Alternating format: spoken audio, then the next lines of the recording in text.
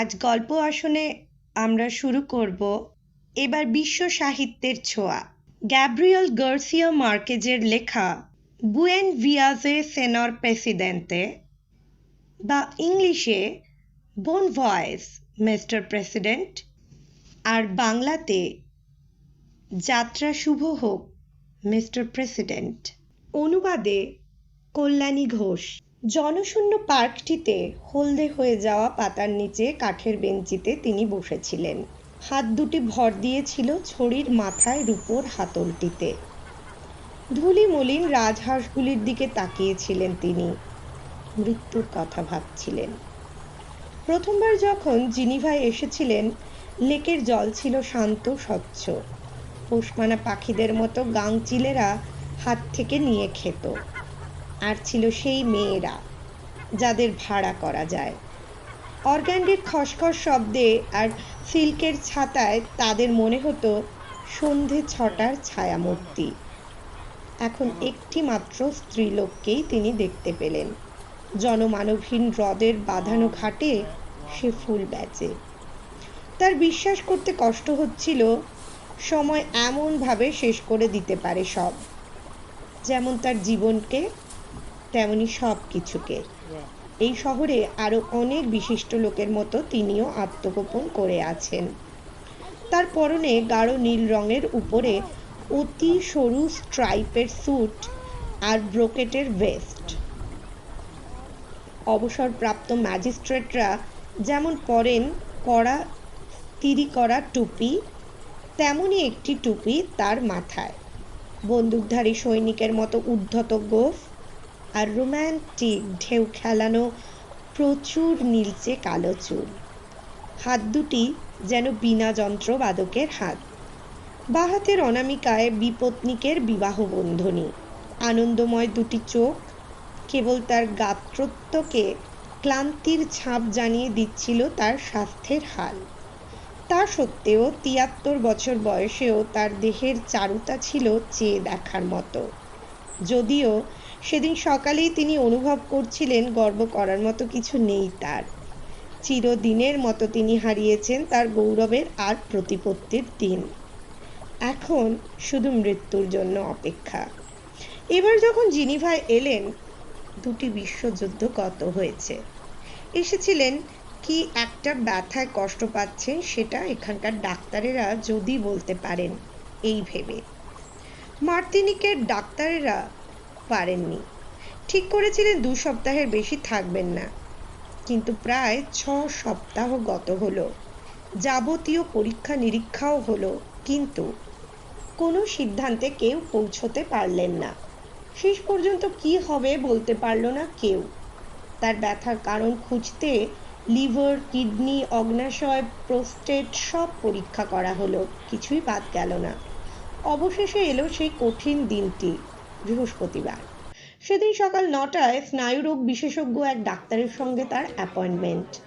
এর আগে যারা তাকে দেখেছেন তিনি তাদের তুলনায় কম নামকরা। ডাক্তারের চেম্বারটি সাধুর গুহা যেমন। ডাক্তারও ছোটখাটো গম্ভীর প্রকৃতির। ডান হাতের ভাঙা বুড়ো আঙুলে একটি প্লাস্টার। আলো নেভানো হলো। মেরুদণ্ডের এক্স-রে ছবি আলোকিত হয়ে দেখা দিল একটি পর্দার উপরে। এটা যে তারই তা তিনি বুঝতে পারেননি যতক্ষণ না ডাক্তার একটি নির্দেশক দণ্ড দিয়ে দেখিয়ে দিলেন কোমরের নিচে মেরুদণ্ডের অস্থিসন্ধি। বললেন, আপনার ব্যথাটা এইখানে? তার কাছে কথাটা খুব সহজ মনে হলো না।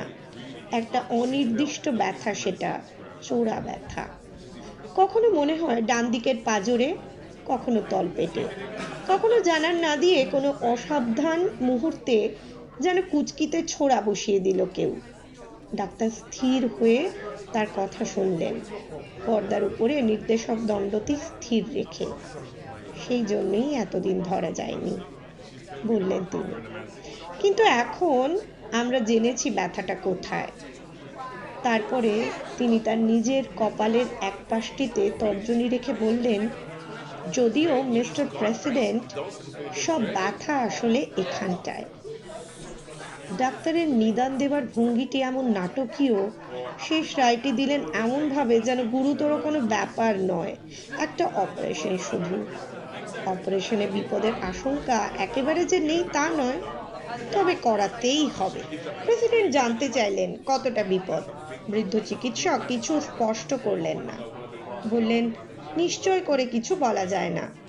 তারপরে একটু থেমে বিশদ করে বোঝালেন যে অপারেশন না করালে মারাত্মক কোনো দুর্ঘটনায় শিকার হয়ে যেতে পারেন তিনি। তার চেয়েও বড় যে বিপদের আশঙ্কা থাকবে তা হলো পক্ষাঘাতের আশঙ্কা, কম বেশি পরিমাণে পক্ষাঘাতের আশঙ্কা। তবে এই কথাও ঠিক যে গত দুটি মহাযুদ্ধে চিকিৎসা শাস্ত্রের অনেক উন্নতি হয়েছে, সুতরাং অপারেশনে এখন আর ভয় নেই তেমন। সবশেষে তিনি বললেন, চিন্তার কিছু নেই, আপনার কাজকর্ম সেরে নিন, তারপরে যোগাযোগ করবেন। তবে ভুলে যাবেন না, যত তাড়াতাড়ি করা যায় ভালো। এই দুঃসংবাদটি সেই সকালে হজম করা সহজ ছিল না। ঘরের বাইরে বেরিয়ে তো নয়ই। খুব ভোরে তিনি হোটেল থেকে বেরিয়েছেন, ওভারকোট নেননি। জানালা দিয়ে দেখেছিলেন ঝকঝক করছে রোদ। এখন তিনি চেমিন দু ভিউ সোলেইল এর হাসপাতাল থেকে বেরিয়ে মাপা পদক্ষেপে চলে এলেন প্রেমিক প্রেমিকাদের গোপন আস্তানা জার্দিন অ্যাংলেইসে। 1 ঘন্টার বেশি থাকলেন সেখানে। মৃত্যুর চিন্তা ছাড়া এখন আর কিছুই নেই মনে। এমন সময়ে শরতের আবির্ভাব জানান দিল। হ্রদটাকে করে দিল বিক্ষুব্ধ সমুদ্রের মতো উত্তাল। বেয়াড়া বাতাস সিগালদের ভয় পাইয়ে দিতে থাকলো। উড়িয়ে দিল গাছের শেষ পাতাটিকে। প্রেসিডেন্ট উঠে দাঁড়ালেন। ফুল বিক্রেত্রীর কাছ থেকে ডেইজি ফুল কিন্তু কিনলেন না তিনি, একটিও নয়। সাধারণের জন্য তৈরি বাগান থেকে তুলে নিলেন একটি, বোতামের পাশে সেটি লাগিয়ে রাখলেন। মেয়েটি দেখে ফেলেছিল, এ ফুল ভগবান কাউকে দান করেননি, এটা শহরের সম্পত্তি। ক্ষুব্ধ কণ্ঠে সে বলল। প্রেসিডেন্ট সে কথা কান দিলেন না। দ্রুত পায়ে একটু বেপরোয়া ভঙ্গিতে বেরিয়ে এলেন, ছড়ির মাঝখানটি ধরে সেটি ঘোরাতে ঘোরাতে। দেখলেন পন্তদু মবলাতে মিত্র সঙ্গের সদস্য দেশগুলির পতাকা খুব তাড়াতাড়ি করে নামিয়ে নেওয়া হচ্ছে। অকস্মাৎ ঝোড়ো হাওয়ায় তারা পাগলামি শুরু করেছিল বলে। ফোয়ারার সুন্দর চূড়ায় ফেনার রাশি অন্যদিন যতক্ষণ খোলা থাকে আজ নেই, আগেই বন্ধ হয়েছে। হ্রদের বাঁধানো পাড়ের একটি ক্যাফেতে কতবার তো এসেছেন তিনি, কিন্তু আজ সেটি চিনতে পারছিলেন না। দরজার সামনেকার সবুজ ছাউনিটি খুলে নিয়েছে ওরা। গ্রীষ্মের ফুলে ভরা ছাদ বারান্দাগুলিও সম্প্রতি বন্ধ। এই মধ্যদিনেও আলো জ্বলছে ভিতরে। মনের মধ্যে কেমন দুর্ভাবনা জাগিয়ে দেওয়া সুরে তার যন্ত্র চতুষ্টয়ে মোৎসার্ট বাজছিল। কাউন্টারে খদ্দেরদের জন্য পরপর সাজানো থাকে সংবাদপত্র। তা থেকে একটি তুলে নিলেন প্রেসিডেন্ট। টুপিটা ও ছড়ি রাখলেন নির্দিষ্ট আংটায়। একলা একটি টেবিলে বসে সোনালি ফ্রেমের চশমাটি পরে নিলেন পড়বেন বলে, এবং তখনই তার মনে পড়ল শরৎ এসে গেছে। কাগজের যে পাতাটিতে আন্তর্জাতিক খবর থাকে সেই পাতাটি প্রথমে পড়তে শুরু করলেন। এই পাতাতেই বিভিন্ন সময়ে আমেরিকাসের প্রয়োজনীয় খবর সংগ্রহ করেছেন তিনি। পিছনের পাতা থেকে পড়তে শুরু করে সামনের দিকে এগুলেন। ততক্ষণে পরিবেশনকারিণী তার প্রাত্যহিক পানীয় এভিয়ান ওয়াটার নিয়ে এসেছেন। ডাক্তারের নির্দেশে 30 বছরেরও বেশি হবে কফির অভ্যেস তিনি ছেড়েছেন। কিন্তু এখন তার মনে হলো, আমি যে মরতে চলেছি সে কথা যদি আগে জানতাম তো কবেই শুরু করতাম খেতে। এতদিনে জানা গেল। বিশুদ্ধ ফরাসিতে তিনি বললেন, আমাকে কফি দিন, ইতালীয় কফি, এমন কড়া করে দেবেন যেন মরা মানুষও জেগে ওঠে। এর যে একটা অন্য অর্থও হতে পারে খেয়াল করলেন না। অল্প অল্প চুমুকে তিনি চিনি ছাড়া কফি খেলেন। তারপর কাপটা উপুর করে রাখলেন পিরিচের উপর। কফির দানাগুলো যেন এতদিনে তার ভাগ্যলিপি লিখে দেওয়ার সময় পেয়েছে। মুহূর্ত বিষণ্ণতা থেকে মুক্তি দিল তাকে ফিরে পাওয়া কফির স্বাদ। কিছুক্ষণ পরে যেন সেই অভিন্ন জাদুই তাকে মনে করিয়ে দিল কেউ তাকে দেখছে। অন্যমনস্কতার ভান করে কাগজের একটি পাতা উল্টোলেন তিনি। তারপর চশমার উপর দিয়ে তাকিয়ে দেখলেন লোকটিকে। শুকনো চেহারার একটি মানুষ, দাড়ি গোঁফ কামানো নেই, মাথায় খেলোয়াড়ের টুপি এবং পরনে ভেড়ার চামড়ার লাইনিং দেওয়া একটি জ্যাকেট। লোকটি তৎক্ষণাৎ চোখ ফিরিয়ে নিয়েছে যাতে চোখে চোখ না পড়ে যায়। মুখটা চেনা। হাসপাতালের লবিতে তিনি তাকে কয়েকবারই তার পাশ দিয়ে চলে যেতে দেখেছেন। একবার তিনি তাকে দেখেছিলেন প্রমেনাদ্দু ল্যাকে একটা মোটর স্কুটারে করে চলে যেতে। তিনি তখন রাজহাঁসগুলির দিকে তাকিয়েছিলেন, কি ভাবছিলেন, কিন্তু কখনো তার মনে হয়নি যে লোকটি চেনে তাকে। বরং দৃঢ়ভাবে একথাই বিশ্বাস করেছেন যে স্বদেশ থেকে যারা নির্বাসিত হয়ে আসে তাদের কিছু অলীক ভয় তো থাকেই। কাগজ পড়া শেষ করলেন অনেকটা সময় নিয়ে। ব্রাহ্মাসের মহার্ঘ সেলো বাজনার সুরে ভাসিয়ে দিয়ে নিজেকে। এমন সময় ভারী তীব্র বোধ করলেন ব্যথাটা। এমন যে সঙ্গীতের ব্যথা নিরাময় করে ওষুধেও কাজ দিল না।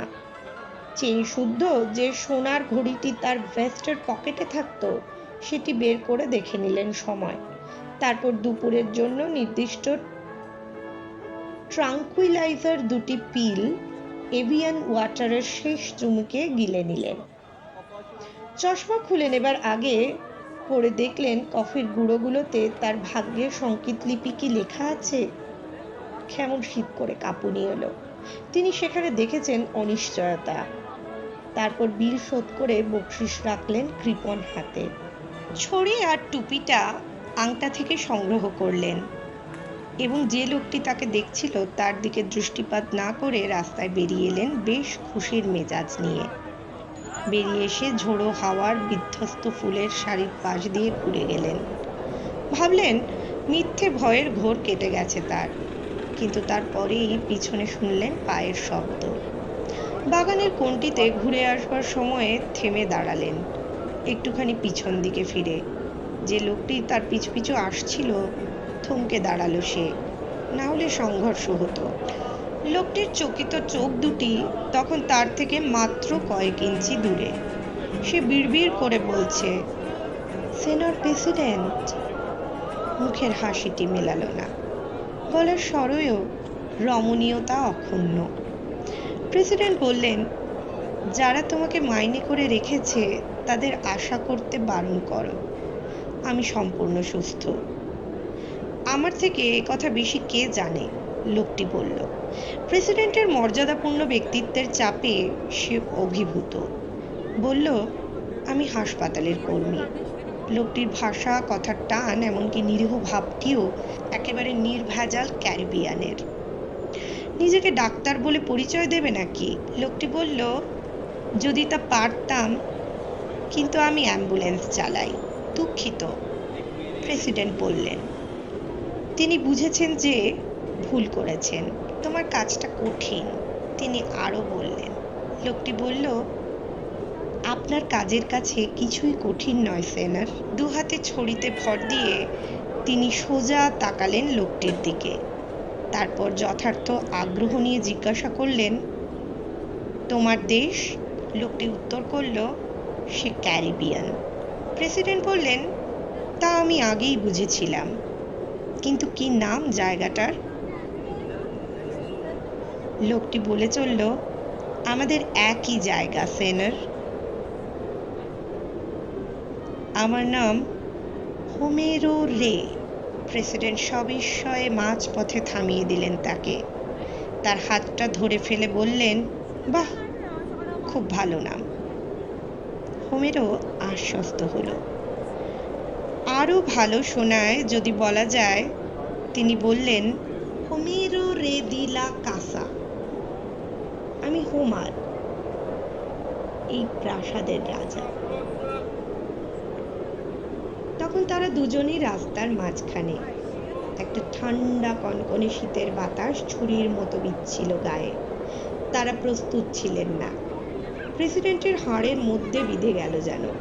তিনি কেঁপে উঠলেন। বুঝলেন ওভারকোট গায়ে নেই।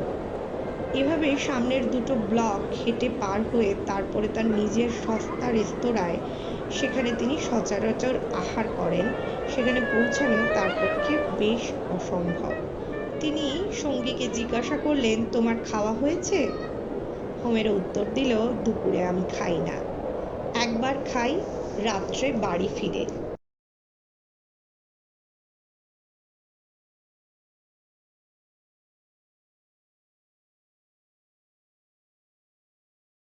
আশির চা, এই গল্পটা তোমার কেমন লেগেছে? খুব ভালো লেগেছে। বন্ধুরা, যদি তোমাদেরও এরকম এই গল্পগুলো ভালো লাগে তাহলে লাইক, সাবস্ক্রাইব আর শেয়ার করে কমেন্টে দাঁড়াও কি কি নতুন গল্প শুনবে। ঠিক, তাড়াতাড়ি জানাও আমাদের কি কি নতুন গল্প শুনবে।